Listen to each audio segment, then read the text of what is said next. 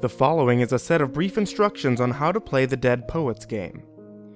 Most of you have probably never heard of this ancient phenomenon that circled around England in the late 1800s during the Industrial Revolution.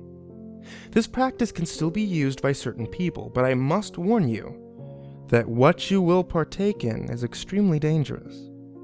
You must follow all instructions perfectly, or else your life will forever be endangered. Now you might be asking yourself, what is the Dead Poets game? In the late 1800s, stories of ghosts and goblins were circling all throughout Northern Europe. Everybody only thought of these spirits as merely fairy tales. It was, of course, all too true when one night at the London Theatre, someone performed this exact game in front of a large audience. This man was a psychic, who mostly was renowned for the unbelievable talent of precognition. Alexander Kingsley was his name. He mostly performed magic tricks and various other acts of illusions that even I can't figure out. One of which was when he seemingly cut off his own foot, and then reattached it in only 60 seconds. Of course, I'm just getting sidetracked. With the craze of the ghosts and demons becoming famous throughout the world, Alex used this to his advantage. He was going to play a little game that he had heard of and wanted to test out if it was real or not. The items needed is a candle, 2 glasses of wine, a table, and 2 chairs. You'll see why later. Alexander heard of the tales of what would happen if he played the game and thought it would be a good idea in order to bring in profit. You see, at the time, his tricks had, gotten a little stale, if you know what I mean. The idea of actually summoning a ghost on stage is the perfect idea to reel in a crowd. Soon, posters and advertising was plastered all across London. Come and see the mysterious ace, for tonight at 8 o'clock he will summon the undead from their peaceful slumber. Come and see for yourself at the London Theatre House. Of course, this was back when literally everyone was gullible idiots. Well, nothing really has changed, now has it? At that very night, Alexander, or Ace, was going to perform the game improperly. He wasn't acquainted with the key rules one had to follow. The rules are: 1. You have to be alone. 2. You have to do it in a place where someone had died. And 3. You had to take everything seriously. Alex was disrespecting these rules to the core, and the punishment for not following these rules are... well, you'll see later. The setup that you had to follow is that you have to be in the vicinity of where someone has recently passed away. In fact, you needed to place your table on the exact place in which they had died. You need to put your chair where the victim's head was pointing, and the other where the legs were facing. It also matters who died. It needed to be the body of a poet, hence the name.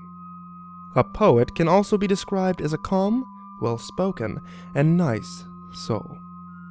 So if your husband was a very humble and collected person, then you can play this game. The reason for this is because when you'll contact the spirit, it'll often take the shape of a soul trapped in that area. If you want to have a nice conversation with the spirit, you wouldn't want it taking the shape of a demon, now would you? This brings us to the first rule. Be alone. If you aren't alone, then the spirit may possess the poor soul who didn't sit down in the head chair, as I call it. And trust me, it is very hard to save a soul from this fate. If the other person gets possessed, the ghost will have full control over their body. Sometimes, if it's a bad demon, then your friend may do unspeakable things to you and to anyone around him or her. The same rule applies if you don't sit down in the head chair, or if you don't have the table placed in the right spot. If you're like me, at this point you probably predicted the fate of Alexander and his audience. But trust me when I say this, not following the rule in which you're supposed to act in a sensible manner is the worst one of them all. And poor Alexander was a 19th century magician with brightly flamboyant colors of clothes. Not following this could haunt you for the rest of your days. But the fact that Alex was breaking all these rules was even worse. To properly play, you must lock yourself in the room, closing all blinds, and be sure to do it at night. No light must be in the room at this time except for the faint flickers of light emanating from the candle that you need to place on the table. Take out the 2 wine glasses and pour both glasses with the alcohol of your choosing. This symbolizes a peace offering to the spirit, showing that you mean no harm to him or her. I must remind you that you must have no form of technology inside of this room. Also, you must make sure that you have no way of contacting anyone else in the outside world. To start, you must call to the spirit that you mean no harm to them. You pour their glass, raise your own, and take a sip. If you have done this correctly, after lowering your glass, there will be someone sitting across from you. At this point, you must not display any signs of fear in your voice or your facial expressions. You must not provoke the spirit in any way. You must act sensible. To start the game, you must say, "I wish to start a match." The ghost will usually nod and raise the glass. The spirit will be taking the appearance and personality of the deceased body of your choosing. Remember that you must treat the spirit as if it actually is the body in the room. If you don't, then you will be met with weird looks and eventual frustration and anger. Of course, nobody in their right mind would want to mess with a ghost. To play, you have to say what letter you want to be, either A or B. To claim it, you must say, "I strip you of the letter," and then say your letter. If done properly, the spirit will take another sip. I should remind you that every time the entity takes a drink, you must do so too, for this will be your timer. When both glasses are empty, the spirit will leave. If both glasses are uneven, the spirit will not leave until you have finished. Now again, you might be thinking to yourself, this isn't so hard. All I have to do to finish is to finish drinking, and then he or she will leave. What's the big deal? Well, I can certainly tell you that you would want to spend as much time away from this spirit as possible. The creature is purposely trying to get you drunk so that you can reveal your deepest, darkest secrets. It can find out about your personal life, your job, your family, your relationships. This is just a way so that the spirit can enter your mind and slowly dissolve it. Just by choosing choice words, it can cause some people to commit suicide. Some entities have powers and abilities that we are yet to fully understand.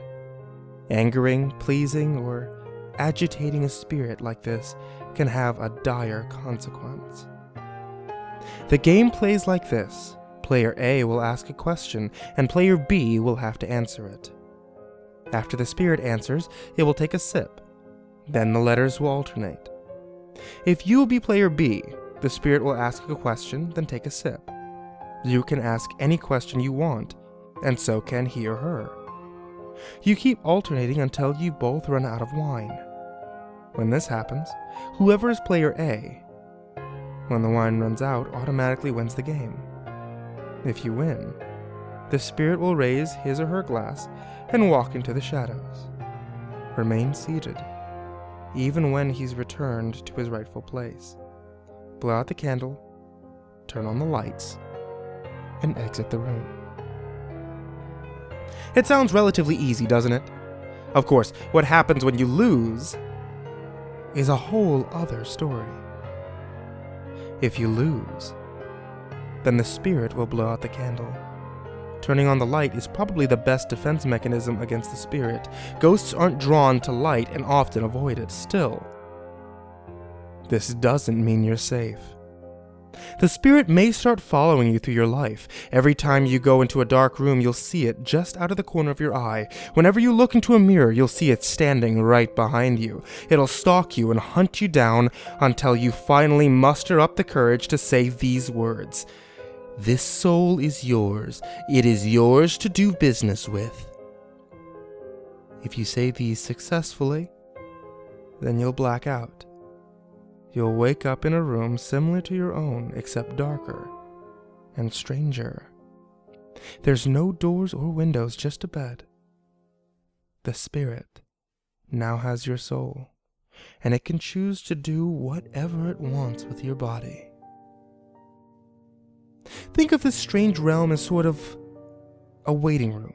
As soon as someone else wants to play, you will be summoned and be forced to play. If you lose, then you'll be forced back into that room, and you will have to wait again.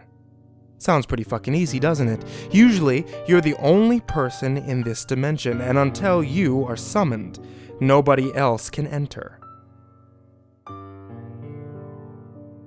A year before the phenomenon has spread to England, and made popularized by Alexander, a violent prisoner named Pierre played the game. Using the dead body area of his unlucky cellmate, he had heard of this game, and had heard of the effects. He thought that if he lost, and was summoned in somewhere like England, he'd be able to make his escape from life imprisonment. So, locked up in this French prison, he performed the game. He purposefully lost, not knowing how horrible his fate actually was. He spent a whole year in his hellish prison, screaming in agony, banging on the concrete walls as he got no response from anyone or anything. He went insane. He became the very definition of a demon. He wasn't able to form sentences, he couldn't self-harm, he couldn't think straight, and all he could think of was leaving that hellhole. Then, one cold November night, Alexander released the demon from his cell with no way of a human form. And with an overwhelming audience crowd of bodies to possess, Pierre could not control himself. He was transformed into his natural body, except he had aged exponentially. He stank of feces and urine. His clothes were tattered and worn out, and he was screaming like a rabid dog. He was foaming from the mouth. He attacked Alex and took his body. Pierre had become Alexander. He ran out of the theater. Crowds were running after him, some calling him a genius and others calling him a monster. Alexander had automatically lost the game. He didn't follow the rules, and thus, his fate had befallen him. And so, if you've learned anything from this, do not take the risk by playing this game. It will ruin you. It will destroy you. It will dismantle the very fabric of your world. If you do choose to play this game, I suggest playing alone.